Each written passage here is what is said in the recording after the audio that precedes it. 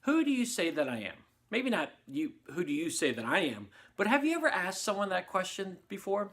Well, it's not really a real question that you would probably ask someone, but you might ask, say, hey, who am I to you? Who am I? And you learn a lot about yourself depending on what your friends or your family or your neighbors will say about you, who you are.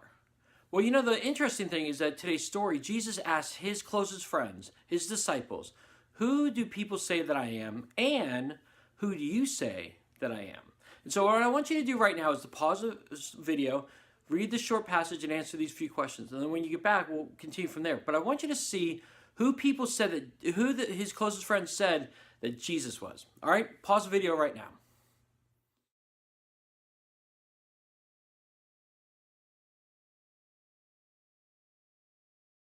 The interesting thing about who people said that Jesus was they thought he was a great person. They thought he might be Elijah, or it might be some other person, or this person or that person. They had all different ideas of who Jesus was. And the interesting thing is, he wasn't any of those people. He was the Son of God, as Peter had said.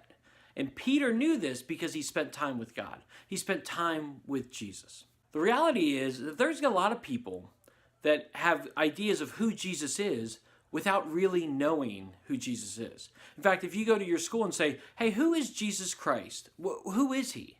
You might get a whole bunch of different ideas and a whole different visions of who Jesus is. But the reality is, unless someone says he's the Son of God who came down to earth and died for my sins and rose again and is living today for our salvation, unless it's that, they have a misconception about who Jesus is. So the question is, if someone has a misconception about who Jesus is, do you speak up and do you share about who Jesus really is? People are going to think a whole lot of things about Jesus, probably because they don't know. They never opened the Bible to hear about Jesus. I would encourage you today to practice telling people about God. In fact, that's our bottom line today. Practice talking about God. The more we talk about God, the more people can know who Jesus is really. And I'm not telling you to just go out to people and say, God is this, Jesus is this, Jesus is that. I'm asking you to tell you when conversations come about and they bring up Jesus and they have a misconception about who Jesus really is, that I would encourage you to talk about who God is. That is the only way that people can really know who Jesus is, the truth about who Jesus is. So I want to encourage you today in your conversations, if it comes up or something similar comes up about talking about Jesus, to tell people about Jesus. Practice talking about God. Practice talking about Jesus. I also want to encourage you to be looking at the memory verse we've been talking about all month long. Do you remember what it is? It's 1 Timothy 4:8. Training the body has some value, but being godly has value in every way. It promises help for the life you are now living and the life to come.